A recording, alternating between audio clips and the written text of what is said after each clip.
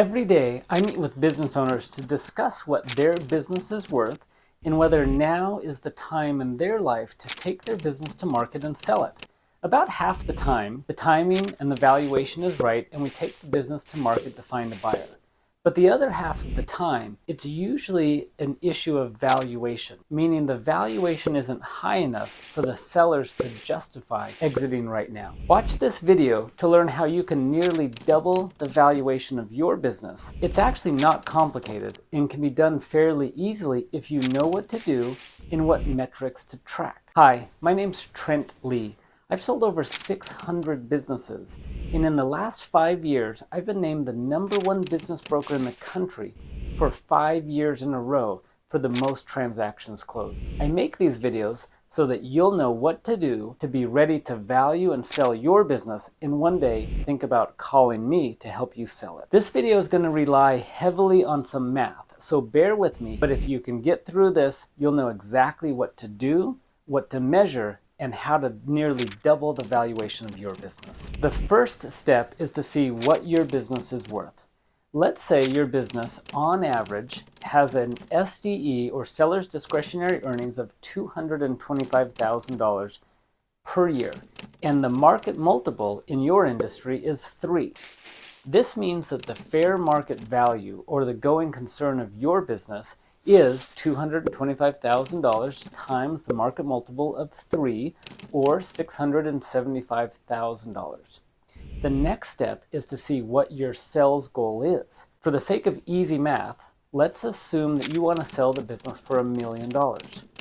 All you have to do, once you know the market multiple, is divide the desired sales price by the market multiple to tell you how much money you need in seller's discretionary earnings each year.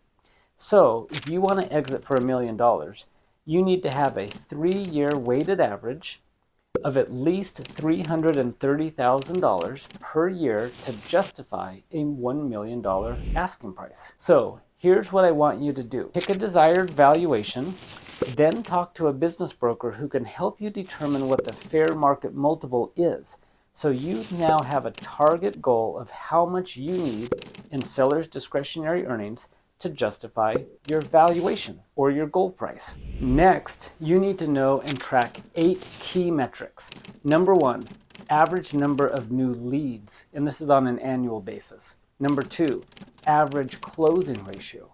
Number 3, average number of customers. Number 4, average transaction value. Number 5, average profit margin. Number 6, average number of transactions per year. Number 7, average number of referrals. And number 8, the conversion ratio on those referrals.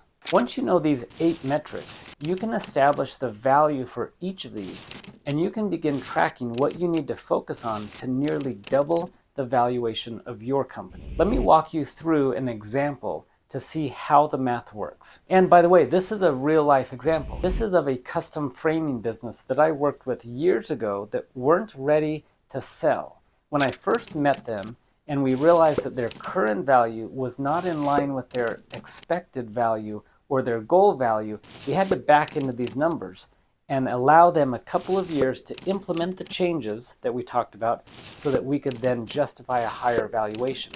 Now here's the fun part. I actually just took this business to market at a higher valuation than what it shows in this video because they were able to implement and successfully increase the value of their business by focusing on these 8 aspects. Here are the numbers that they started with a couple of years ago. Average number of new leads per year was about 5,000. On average, they closed 7%, which resulted in about 350 new customers per year. Their average transaction value was $2,500, and most customers, most of the time on average, were transacted with them 1 time per year. This resulted in $875,000 in gross revenue, with an average profit margin of 15%. On average, they were able to get about 50 referrals, at least that they could track, and the conversion ratio on those referrals was much higher than their 7% conversion rate. They converted on average about 20% of the referrals. This totals up to $900,000 in annual revenue with $135,000 in annual profit or seller's discretionary earnings. Now, these are general numbers, not exact numbers. At the time I met with him, they weren't tracking this stuff, so we had to back into these numbers generally. Here's the key. If you're not tracking these metrics as a business owner, start.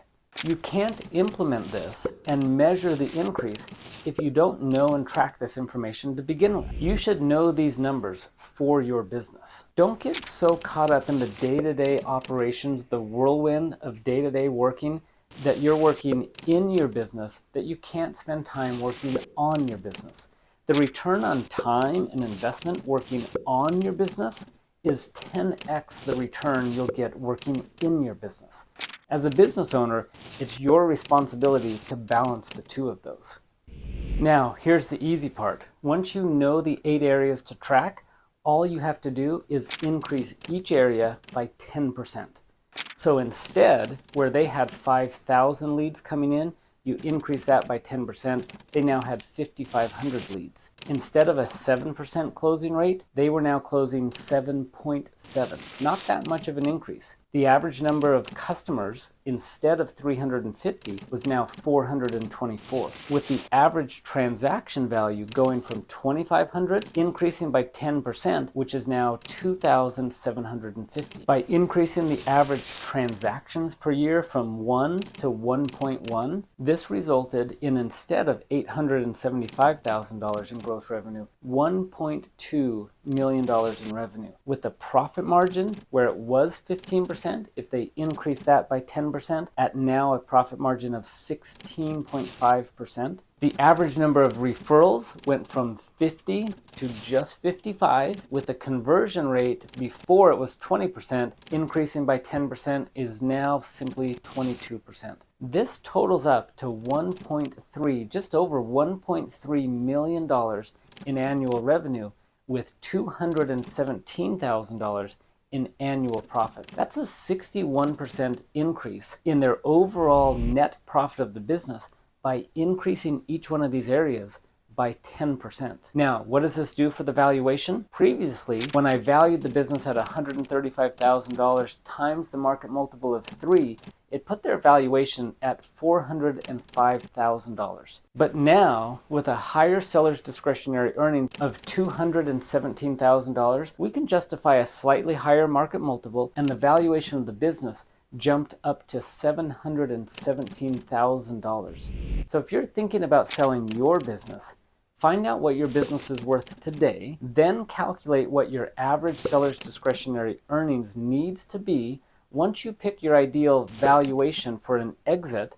goal, and then start tracking each of these 8 areas. A simple 10% increase in each of the 8 areas can significantly increase the value of your business. And let's be honest, once you start measuring these 8 aspects, the reality is you can increase many of them much more than 10%. Now, if you're ready to learn how you can almost double the valuation of your business, reach out to me. I'd be happy to help you value your business now and put together a plan so that you're ready to sell your business for maximum value.